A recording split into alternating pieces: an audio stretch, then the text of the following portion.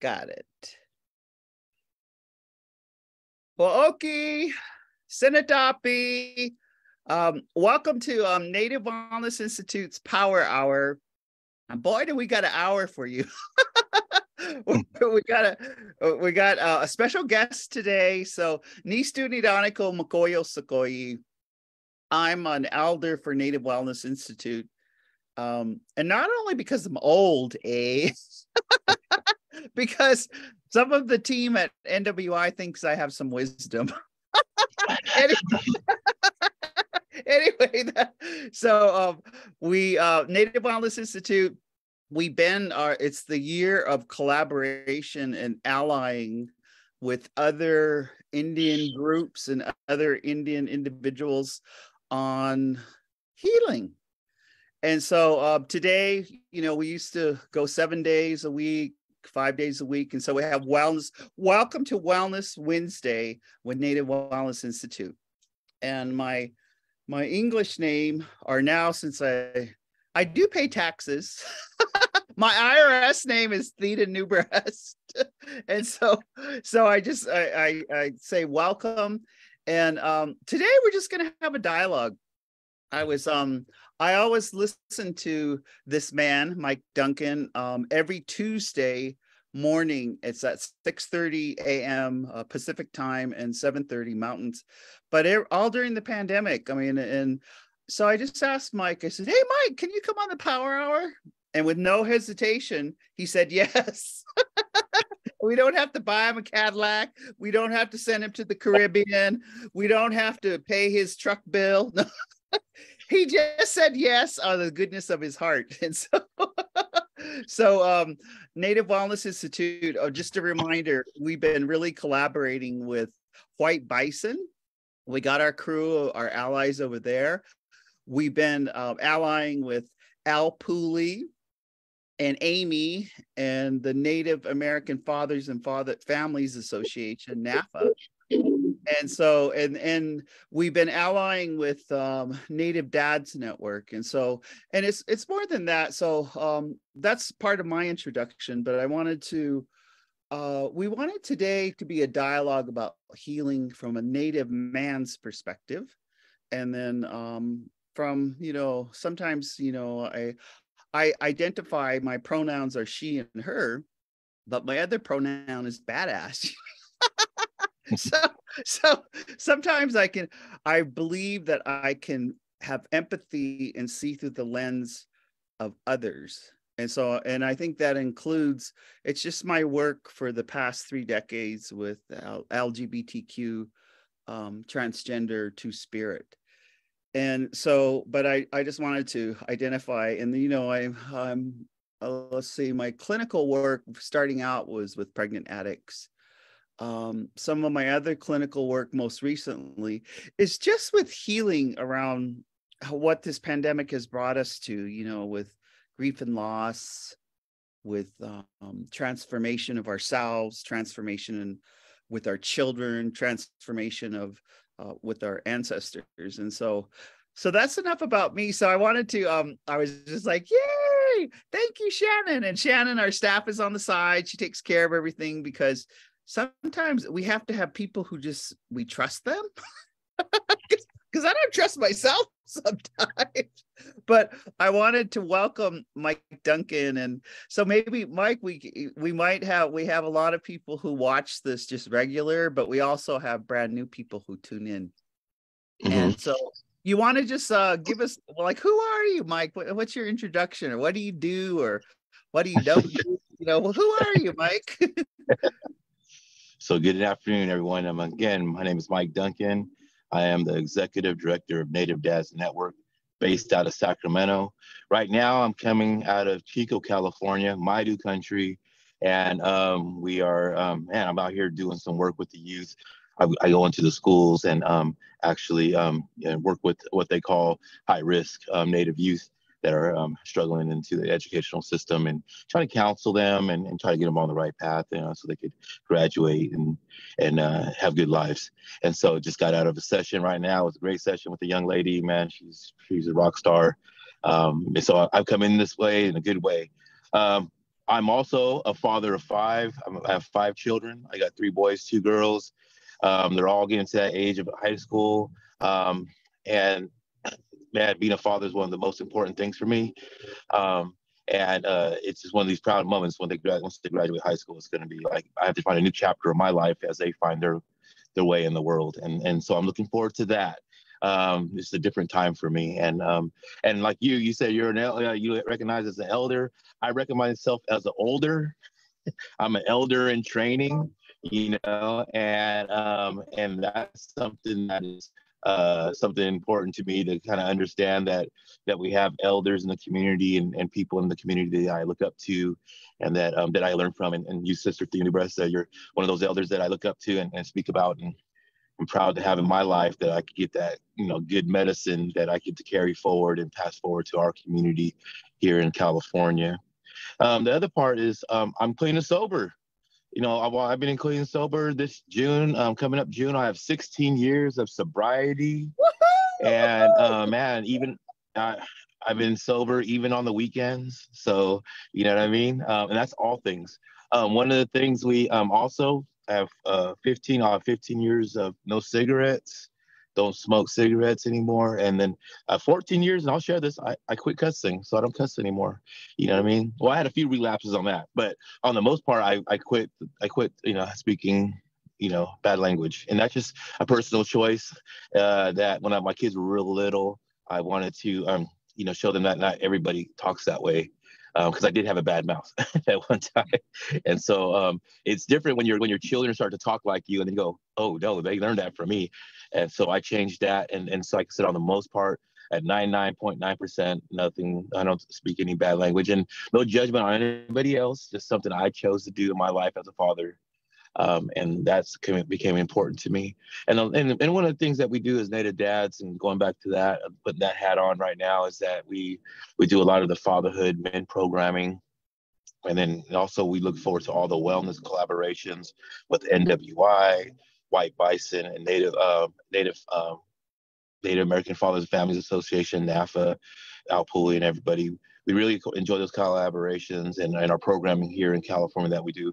We also do one more other thing that's really huge in this area is Boys with Braids, teaching the importance of why we wear hair long, trying to inspire, and also, again, to protect our kids because of the bullying and against the miseducation through the educational system. So that's my passion. So I know it's a lot, but to throw all out there all at one time, but I'm a bunch of things. And so I'm excited to be here today. That's awesome. And I always, I look to you as one of my little brothers. Not that you're probably bigger than me, but I always look to you as my little brother that I could go to and get honest feedback, like check on behavior and check on and just get feedback about things. Mike and I, over the years, we've co-facilitated. Mike started coming to Native Wellness Institute, helping Gene Tagabon with just looking like why do Indian men have to heal different? And Mike, for us, we're really beginning to see a trend where we have to allow our Native men to have safe space together. Like let Indian men heal with Indian men, and Indian women stay out of it. Like allow your men to be with the brotherhood and to go through, because it's just those it's just like in my God, when I went to treatment twice, Betty Ford, and the second one I had to go to a women's program because damn, I just kept I'm sorry for that cuss word, you can later. But I just I kept relapsing because of Native women's relationship issues. I would go like almost a whole year, and if at that time, I've had a pattern. I had a pattern of choosing men that were like my father until I got enough healing to choose just the good. They were the good parts like my father, and not go with and so I think that second program, because it was just all women, and I'm still, I stayed friends with all of them, and they put us all together. We were, I was alcoholic, but we had like the heroin addicts, And what was a blessing in that program is we had to detox them. It was a social where, like, I just remember taking the heroin addicts, like now we have the fentanyl, we have the Oxycontin, and the mixture of, but I remember we'd all take turns with this one friend out of San Francisco. And, I just remember her, I won't say her name, but I just remember walking her up and down the drive up to the treatment and just like grabbing her arm, because she said she felt like when she was coming down off that drug, she's going to jump out of her skin. And then she just felt like screaming. So I would just say, okay, let's scream. And so it would just be like, like, just scream, sister. Then she said, I felt like crying. And then so would cry till all schnots came out, or should just feel, I said, no, I'm going to hold on to you because I got your back. And then we walked her for, that 2 weeks when she couldn't sleep. So we would all alternate who would stay with her. So she was not alone. Mm-hmm. She was not alone in her head and all that kind of stuff. And so, so I know that it had to be with women with women. So Mike, why do you think Native men need to heal in safe space with other Native men? Can you just tell us a little bit of that? Because you guys do so much. I mean, I know you were probably just having a really good time with those youth in there, but what is that? Even what you've learned with Boys and Braids. I mean, you guys had like 400 people show up just a couple weeks ago, right? Yeah. So, we actually. Yeah, tell us some. So I think one of the things how we based our model, Native Dads, and the work that we do is based on like my own life experience.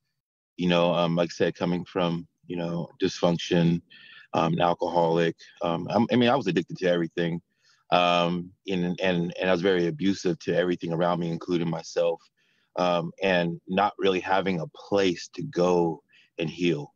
No one truly understanding, and because men sometimes are, or a lot of times, they're looking like once you make some mistakes, or or you fail as a father or a son, or you're not productive, you kind of push to the side, and there's no real place for men to change, because you're expected to know, and if you don't know, there's something wrong with you, and then return to maybe we turn to addiction, to aggression, and things. Maybe prison, ends up being a spot that a lot of our men go to, and so there's really no place to change.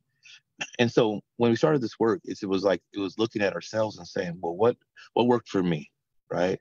And I remember going to the clinic, the first time going to the clinic, sitting in a circle and sitting around men that were similar like me, that maybe were struggling with their alcoholism, and they wanted help, and that's part of it, right?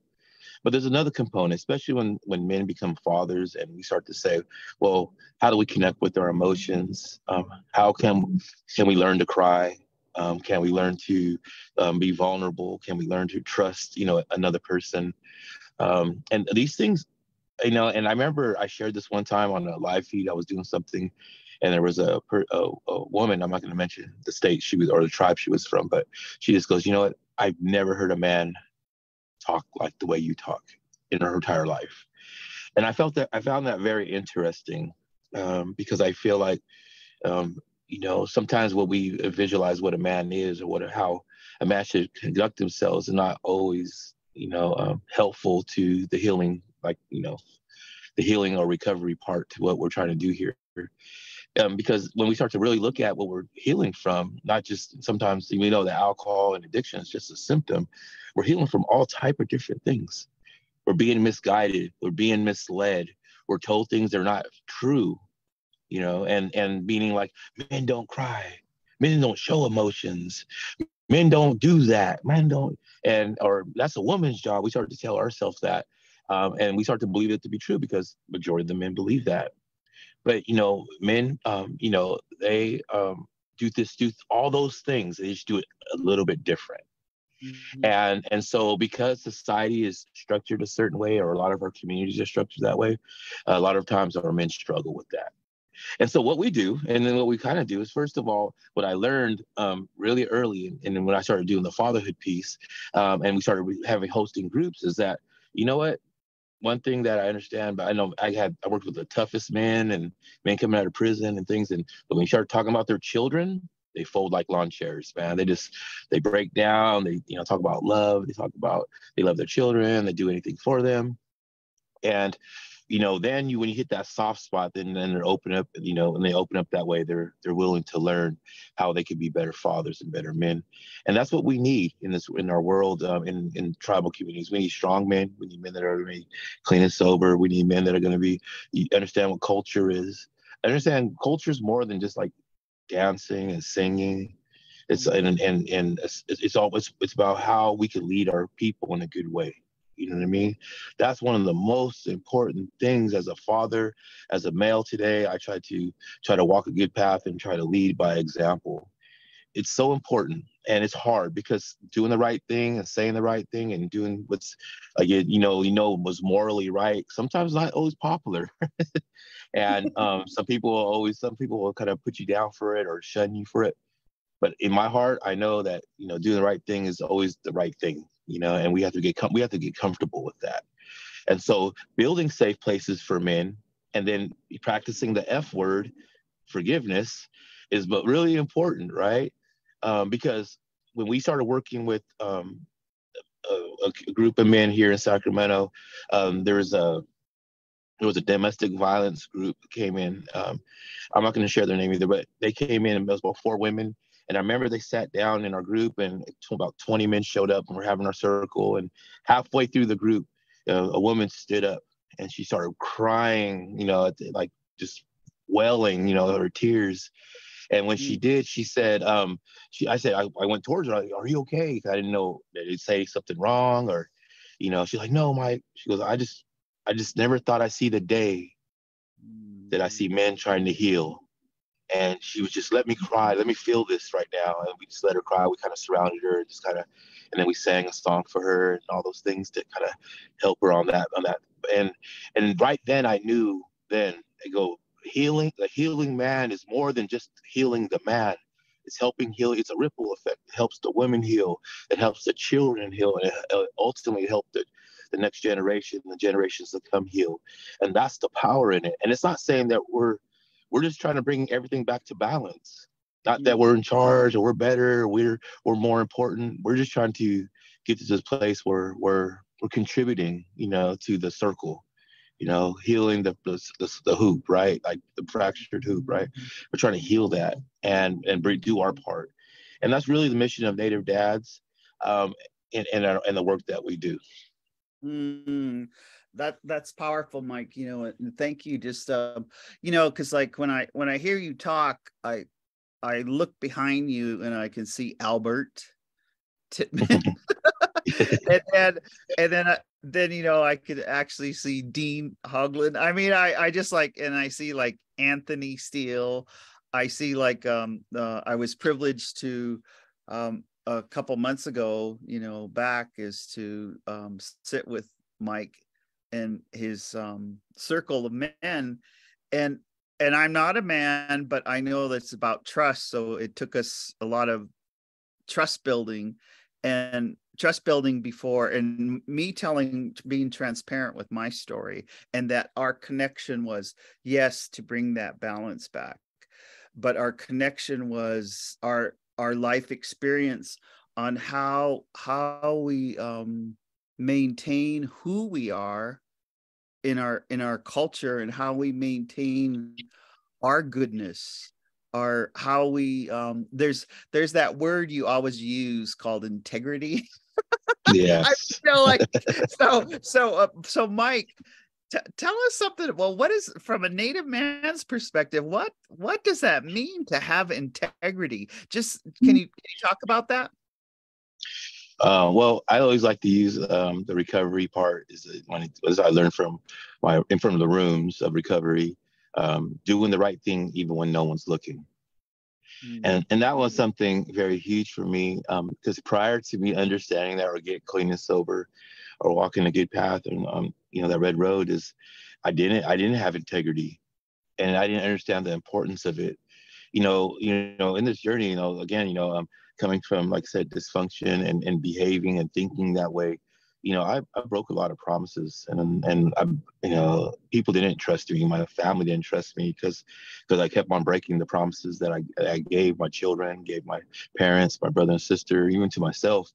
So all that was lost, and so, as I started getting well and understanding that, this is more than just the addiction part, I mean, removing the alcohol and drugs. It started becoming more about the principles I live by.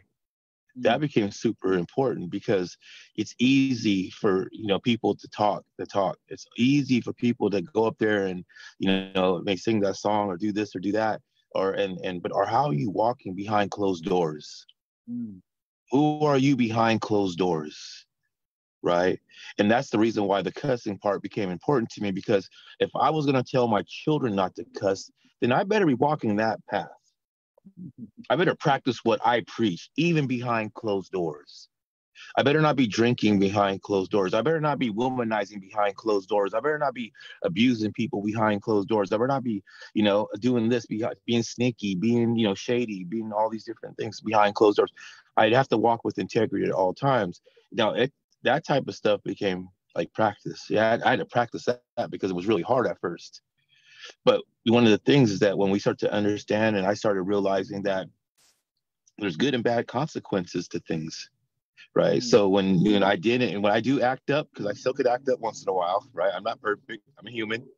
There's always a consequence with it, and I feel it. I feel it in my spirit. Like my spirit feels it. Like no one has to scold me. I feel it in my own self. Like probably shouldn't have said that.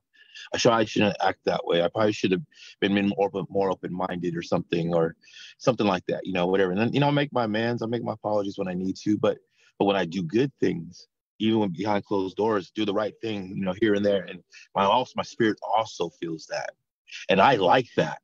And that's how I feed myself these things. Especially we know what if you've ever been in that world of, alcoholism or addiction or just, again, trauma, where we feel yucky inside, where our spirit feels busted and broken. It feels good to do good. That's what we always talk about, goodness, and do good things or do the right thing. And that's the other part of it all with integrity. Sometimes, like I said, you do the right thing, and some people don't like that, and sometimes it's our own people, but doing the right thing is the right thing. There's no gray area in that. You know what I mean? And that's where, sometimes you'll might start a little, argument over here, a little, maybe have a disagreement over here, but the right is right. Right. And that's the truth. Right. And so we start to really practice those things. And I think that for us, it made me trustworthy again, to the people I love, the people that I serve in my circle, including my children and my parents, but also maybe trustworthy to me.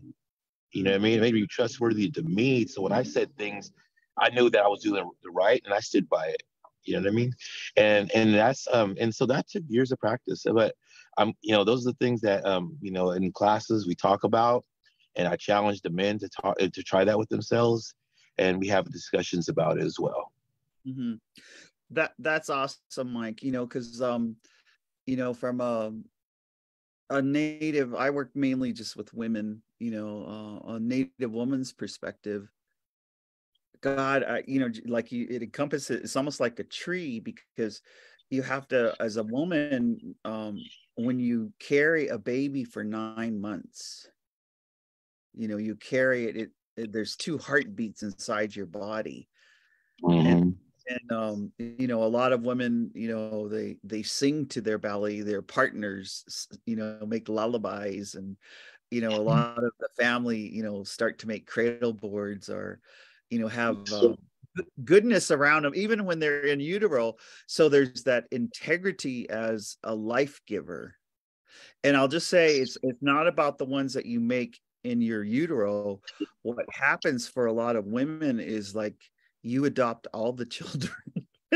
I mean, I was having this conversation with a woman yesterday while we were getting our pedicure about when I was a foster parent, and when I said, yeah, I could do it for a while, but I had to stop because I didn't want to give the children back. I literally, and it was because their parents were getting sober, and so I would have them a short term, and then I had to give them back. But I remember there was a little baby named Tiffany, and she was 8 months old, and her mother got sober, and that's her mother. But I had fallen in love with her so much just during that 90 days that Yeah. that I in my mind, I didn't do it. I did return her, but I thought I could steal her and run away because I don't want to give her back. I mean, so there's that integrity of love, and then there's that integrity to ourselves, because what happens is most of us women become people pleasers. We please our parents. We do you have a clean house? Do you do the laundry? I mean, I'm always I get scared of women who are, talk about dish soap or like there's that integrity of taking care of people, places, and things.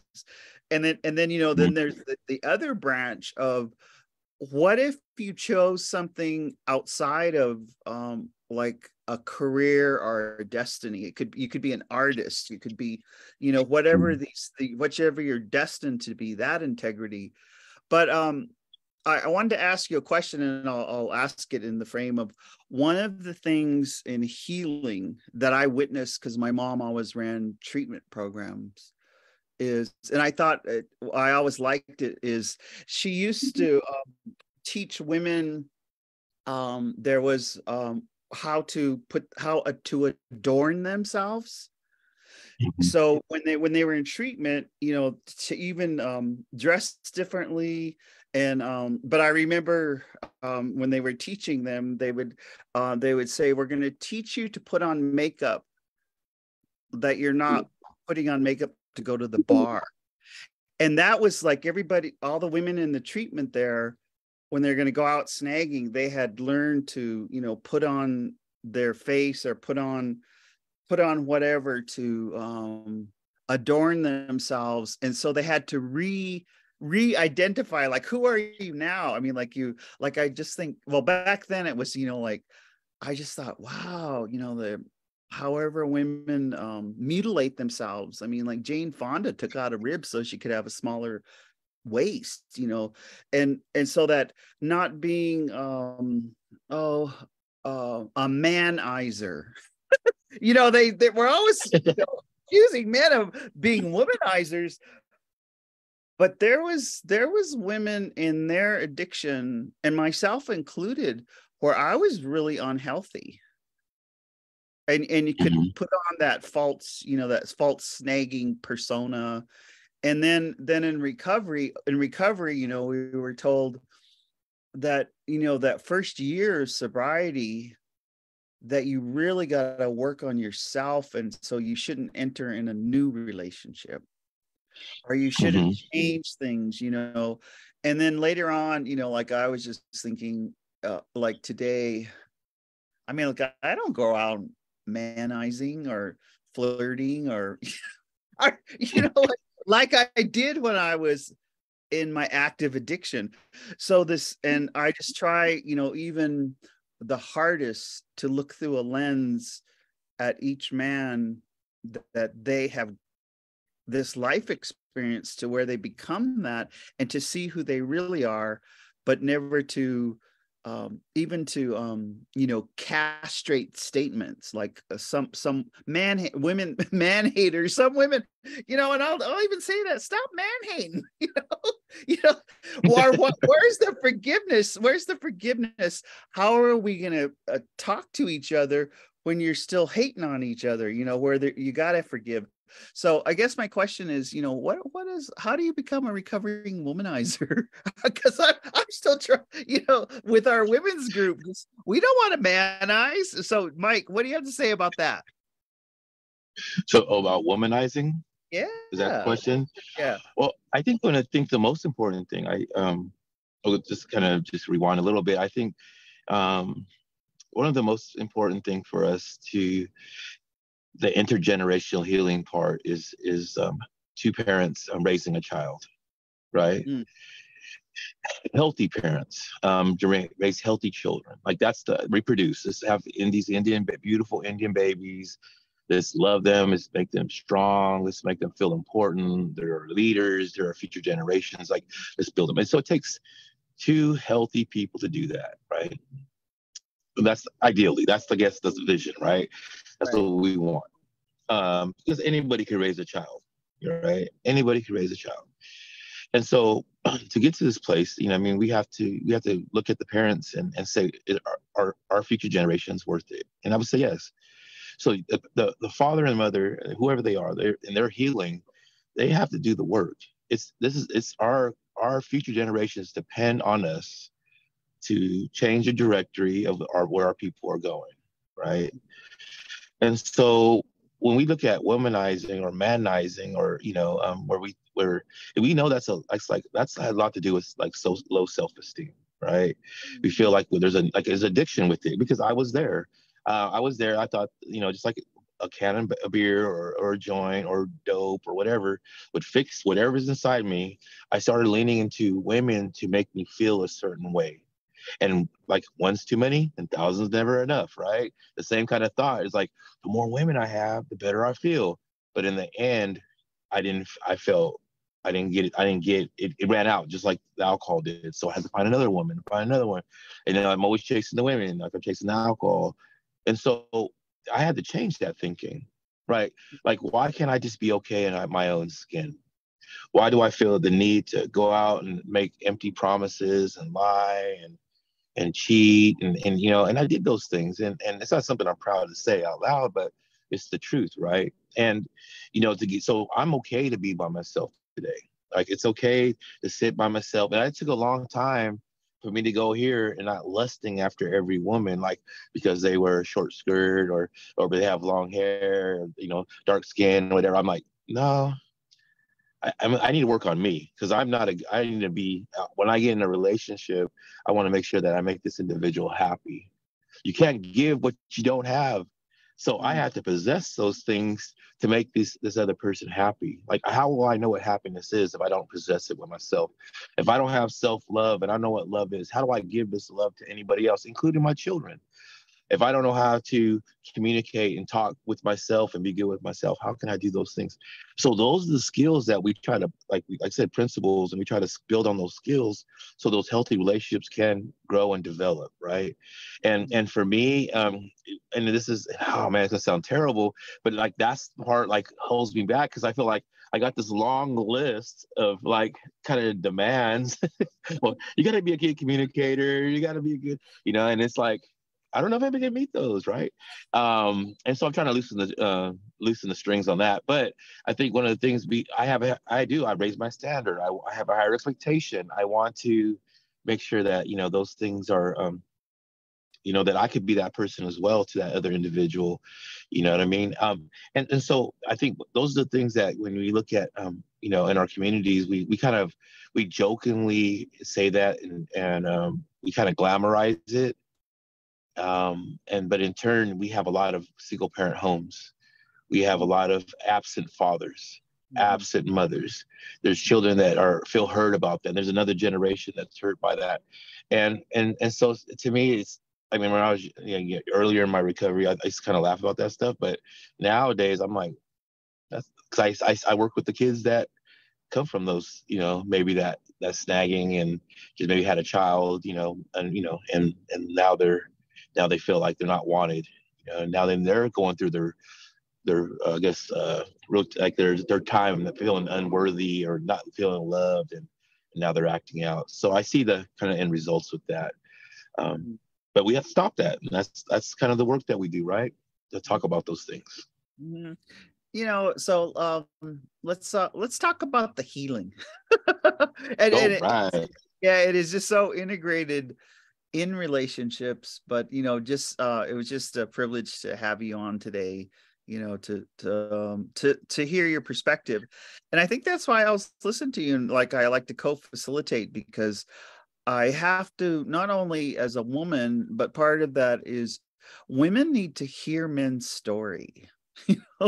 Like hear the whole story, and the transformation. And so let's talk about that transformation, because I had shared with you, we always talk. I'm taking a break this week because in the morning is my birthday, and I'll be turning 67 years old, and and it's it blows me away, and I'm but that transformation, so the healing part, I really, right now, I just want to be disciplined around just like living one day at a time. I just want to be disciplined about having some joyful things.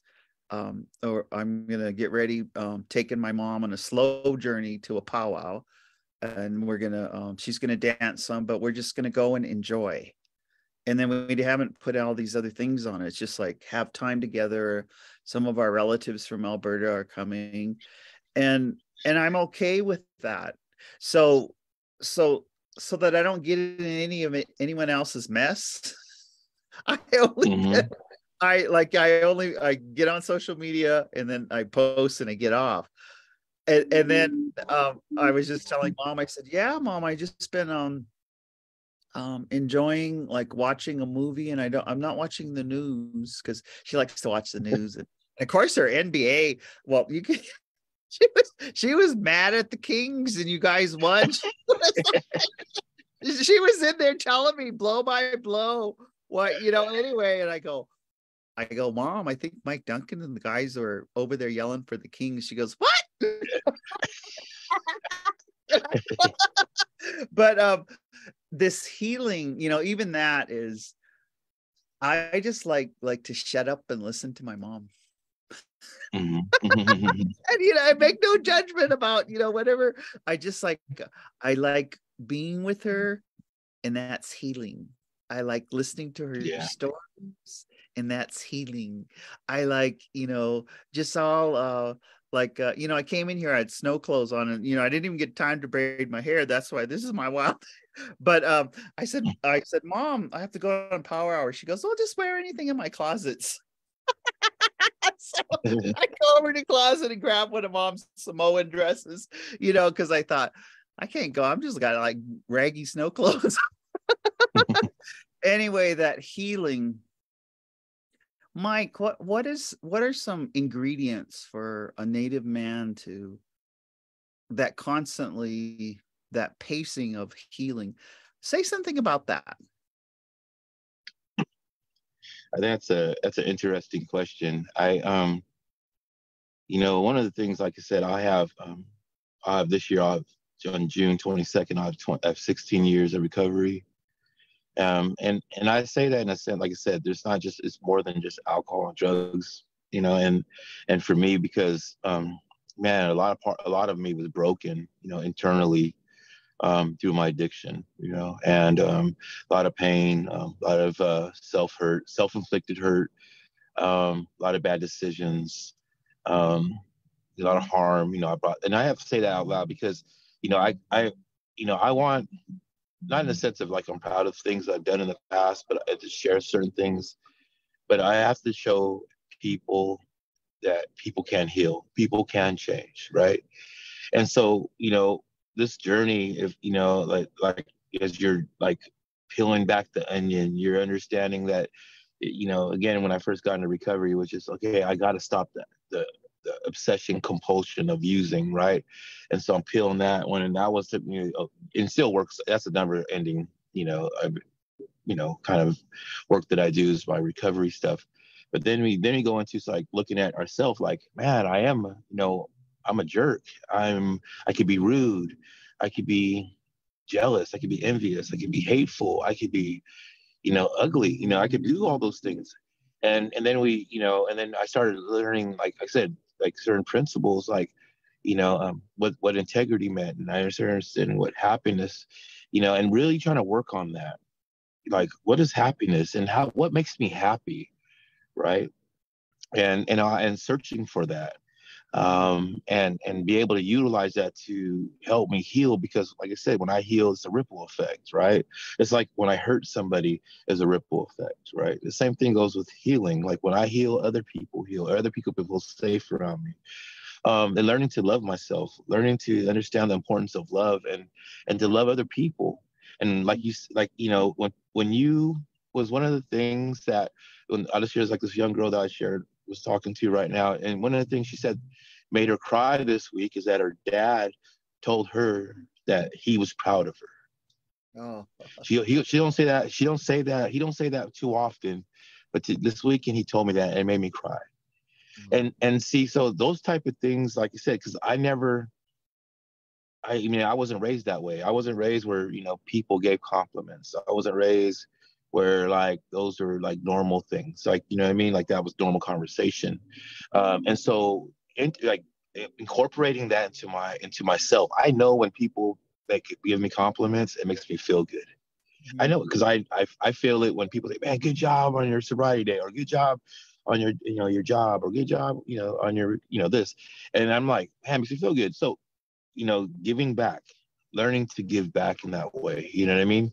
And so being of service, and this is something like I learned from like Al Pulley, being of service, like being of service sometimes is to your own children. What am I providing for my children? Right. And so a lot of things I look at, like, what didn't I get? What did I miss when I was young that I could give somebody, right? Maybe my kids, or, my nephew, nieces, or, just community members. Like, I want to give that to them. Like, and so I took the responsibility of learning those principles and those tools that I could use to help people, because it makes me feel good to give something to somebody, instead of taking all the time. You know what I mean? And so, identifying issues, identifying things that, that we all have, all of us have, character defects. We have shortcomings. We have flaws. That's our humanness. All of us have flaws. And, like, as I'm peeling back these layers, and I'm not striving for perfection, because that's impossible, right? But progress, really taking a step back and looking at myself and saying, am I progressing in the direction that I want to go? You know what I mean? And a lot of times I catch myself, I'll be drifting because I'm not working on myself. I'm not looking at myself in the mirror and saying, can you be better today? I'll let my selfishness will seep back in. My ego will get back into it. You know what I mean? And then disaster happens, right? And then I'm going, oh shoot, what's wrong with me? How did I fall back into this area? And what can I do to get back? And a lot of times, like you mentioned some names like Dean Hoagland, my relative, and Albert Tittman, they'll be the first ones to call me up and call me on stuff. I have to, and I think that's the important part for men, or just individuals in recovery, is like, you have to be accountable, right? You need someone to call you on your stuff. If you're acting out, you're acting all ugly, or you're being a certain way, somebody goes, hey man, let me talk to you about that. You know what I mean? Because if not, we'll get into our head like, I don't care what people think about me. I don't care what people say. That's just who I am. And we'll start to do that whole thing in our head. And most likely, most of the time when we're thinking that way, we're putting harm out there to somebody, or being ugly to somebody, or even to ourselves. In reality, I do care what people say about me. And, not everybody, but there's some people I do, I hope that I want to make proud, whether it be my ancestors, whether it's my parents, whether it's my children, whether it's certain people in my community. I want them to say, that's my friend. That's somebody that's doing good work. I want that, you can trust that individual. That stuff becomes important to me. And so with that, you just, this journey is how you look at it. It's just always about working on yourself. And for each individual, and because we're all different, we got different things that we prioritize that we want to work on. You know what I mean? And for me, honestly, it's always something that I always have to maintain, is my selfishness and my ego. Those are the two main things, that always impact me. I always have to, watch I always share this, right? Watching my motives, right? Mm-hmm. What is my motive today? Why am I making this decision? Why am I talking this way? Is it selfish reason, or why? I have to always analyze that. And then it kind of, maybe sometimes you talk to somebody about it, because if I don't, then, I'll get in my own head, and I'll start separating myself from people. And that's what I don't want. You know what I mean? I want to keep that my circle tight, and so, and that's including my children. Yeah. So that's kind of some of the work that we do, or I do on with me and my recovery and healing. That's awesome. And it's just good for all of us, or those listening to hear. It's just really good to ask someone, how is, how's your mind, body, spirit healing? And so when I was listening to you, and I mentioned those men's names, as well as, like Mary and Letitia, all the other women, all the in your area, I have fond memories of, Flora Jones, up that way. I have fond memories of down to Tule River with Joe Carrillo, who was gone. I realized my generation, I knew a lot of the healers in California. And of course, being, with my mom, the activist, there was only 11 of the original people alive who took over Alcatraz. And when I did get to go before the pandemic, the California presence was, because it's like 3:30 a.m., we're out there and it's dark, and it was cold. It was cold, and that ocean cold. But there was all these pomo dancers came. It was a good 2 hours of California tribes coming out and singing the sun up. And some of the dancers went barefoot. And then so my mom and I, because I grew up, my mom sun dancing, at Wombly, and then us sun dancing with Buster Yellow Kidney. I don't know, mom sun danced a lot of years, like 25 years. I sun danced 10 years, but I started crying when I saw those pomo dancers, because it was so cold, but they were in the zone.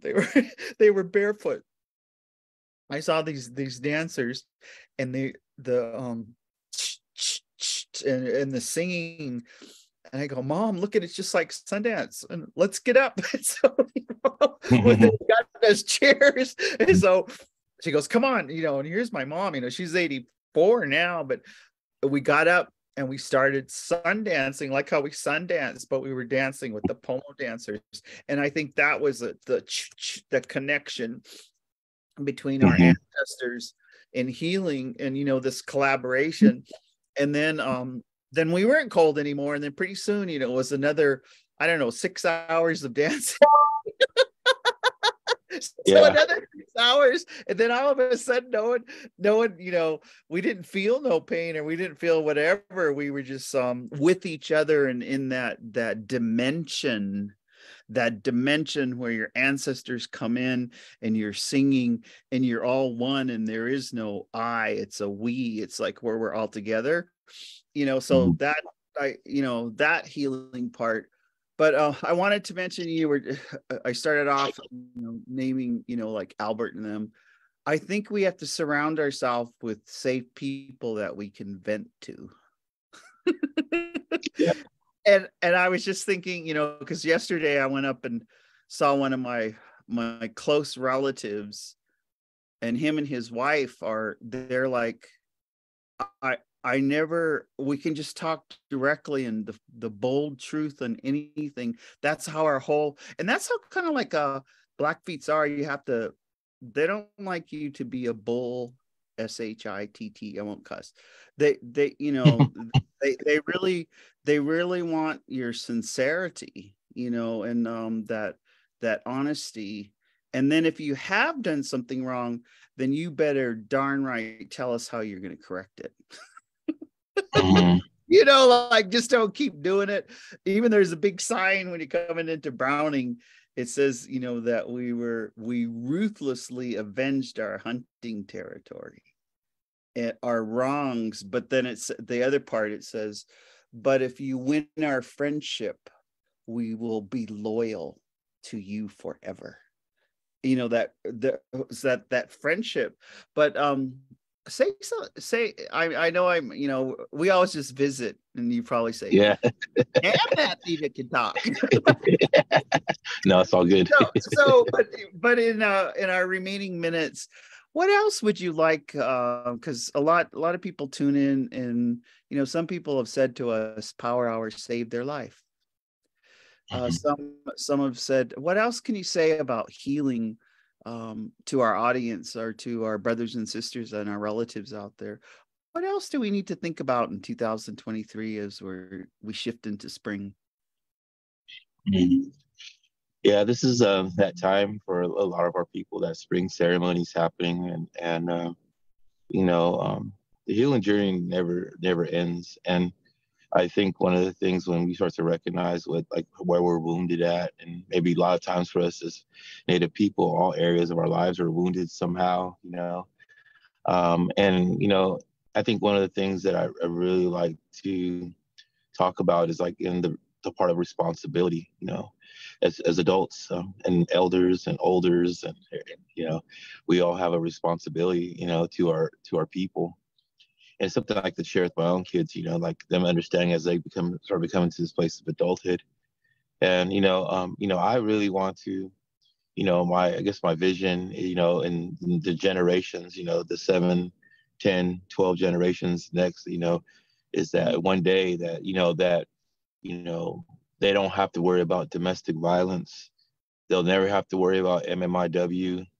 They'll never have to worry about sexual assault, rape, child molestation. They'll never have to worry about the men being missing. They'll never have to worry about, again, about our incarceration, addiction, you know. That's my prayer, you know, and it's the work. That's what really drives me, this work. And when I say work, it's nothing to do with money or anything. The work is, again, being a productive member of society, my community, and how important that is for all of us adults, you know, to look at our healing.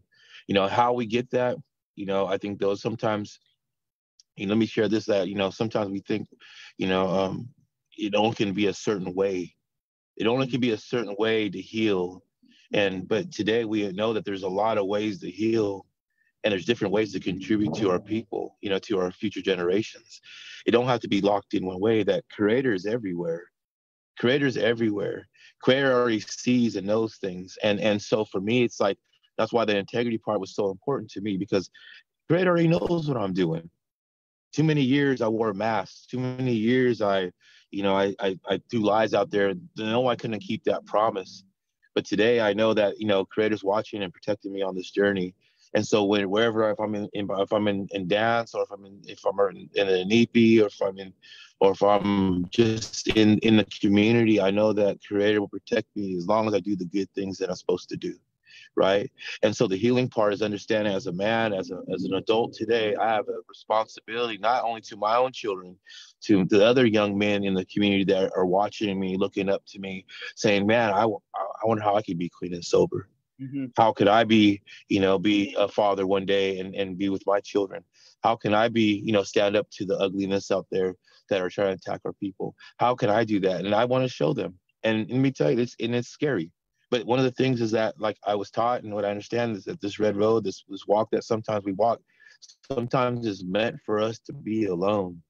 Sometimes we have to be the only one standing there, you know. And this is why the praying and the faith and the belief is so powerful, because I know that when I'm standing there, I'm not alone, truly alone. I'm there with my ancestors. I'm there with the creator. I'm there, you know, they're watching me and protecting me as I try to do the right thing, you know, have my integrity with that. And so, you know, clean and sober is the beginning of the journey. That's you, like, that's like your spirit waking up saying, I have more to do than this, right?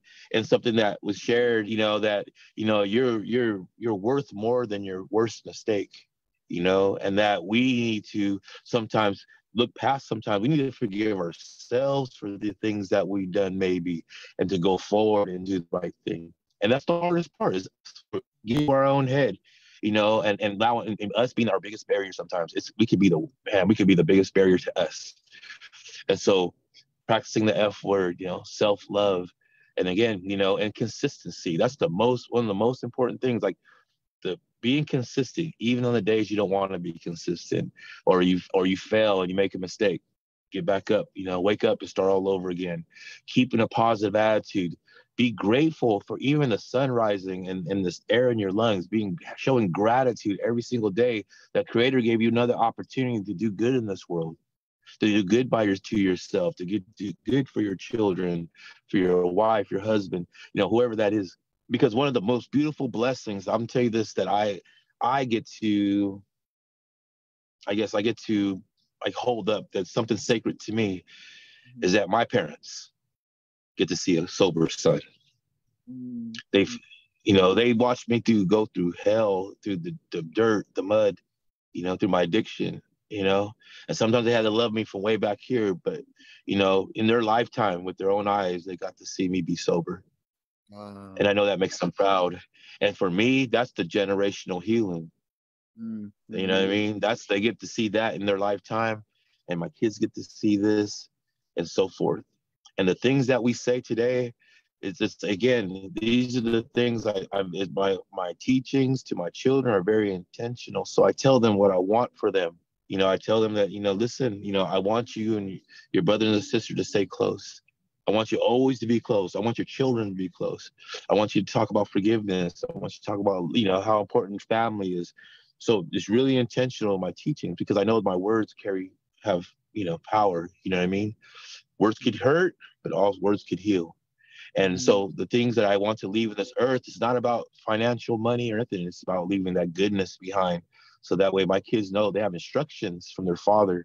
And that's how I look at it, as getting intergenerational healing. And those things keep coming, you know. Like I always I think about it all the time. Like, how do I want to be remembered when I leave this earth? How do I want my children to talk about me when I leave this earth? And those are important things to me. And that keeps me grounded, and again, to open-minded to new things, and to the way that I speak to them, and how I love them, and all those things, and understand my role is not to control their life and tell them what to do, but to guide them, until I leave this earth. And that's my purpose as a father, a person in healing. And hopefully, in these classes that we teach, that in the groups that we have, that we can teach that to our men too as well. Mm-hmm. And Mike, I always I see your other children, but I always think about love. Your daughter, love, because like I always look at how she looks to you, and I Mhm. and I always think, boy, I wish every Indian girl, every daughter, every sister could have that father. But she looks to you because you're sober. She looks to you because she sees you trying, and she just looks to you because I just see you grabbing your kids all the time and hugging them. I mean, like, it's like, like, let's hugging them. And maybe, as this last couple of minutes, I did grab my mom's got my mom's dress on, but I grabbed my Uncle Gerald. We lost him in 2014, and I guess he was like 29 special forces men that went into Vietnam, and so when they went into Vietnam, all of them got killed but 7. And as his niece, I got to meet all those 7 men. I got to be around them, and he was the last one to go, the 29. But this is his one of his medals. He had a lot of medals, but this is his Warrior Medal of Valor. Wow, And nice. yeah, so like mom has it, she wears it when she puts her dance outfits. So I guess I kind of want to, and I think of what his legacy is, and um when he stopped drinking and when he stopped smoking, he had always, and he worked the ER for 29 years. He dealt with everything that came in off our res into the emergency room. And but one of the things is he always was, as soon as, when I moved home, especially, he'd call me every day. And he'd say, I'm just checking on you, are you behaving? And like, and then, or you'd make a joke, like, just are you snowed in? And then my other uncles, but this, so I want to just say, to reach out to our audience, and that's why I asked you to come on today, is because we just need to listen to each other.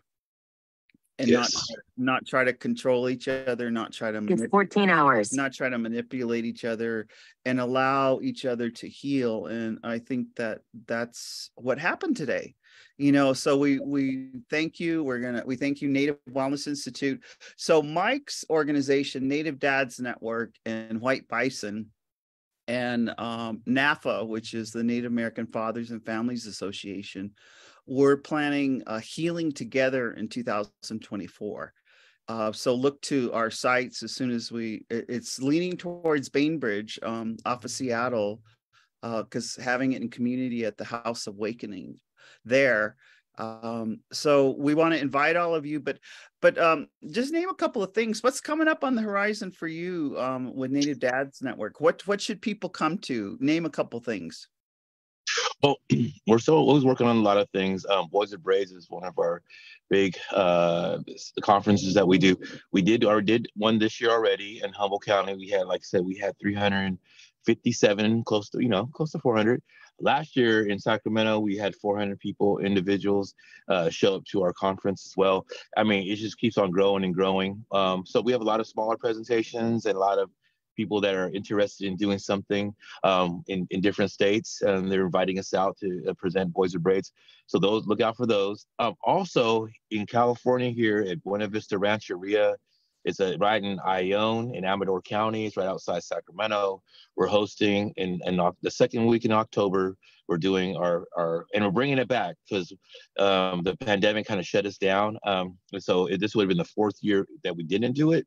But the second week in October, we're going to have our men's camp out. It's called Returning the Warrior Spirit. And that's this will be our 9th year doing it. Like I said, it'd been a lot more if we could have had the pandemic, but here nor there, we're going to put it on again. It's going to be Friday night. It's going to be the welcoming, and then the Saturday, Sunday are going to be the main days that we'll have men and young men. And you know what? And the conference is going to be. This is one of the things reason why we started this. We're going to talk about the tough issues. We're going to talk about domestic violence. We're going to talk about how men can get well, clean, and sober. We're going to talk about all the things that men should be talking about to help us heal, and how to address these issues that in the communities that we live in they're plaguing it. My vision and Native Dad's vision is to create safe communities at all costs, and so part of that is education. And it's all grounded in culture, but it's also looking at the future generation and teaching these young men, like you said, teaching young men how to think and behave. And those are very important parts of our conference, and we can't wait for it to happen. Awesome. Look out for that. Go to our page. All right. Yeah. You can go to Native Dads Network, go to their page, and you can go to YouTube and type in Native Wellness Institute, and we have over 400 power hours, and now this power hour. and those are free. But and you can see our whole team, because behind Mike and I, we have hundreds of people who are just like us doing the same efforts. So with that, we'll say kitakito matsano in our language. That means we'll see you later. But thank you, Mike, and we'll let you carry on, and I'll give back my mom's clothes. And I'll put back on my snow clothes and head back to the mountain. But with that, we'll see you next Wednesday. And thank you, Mike. Take care. Thank you. Have a good one.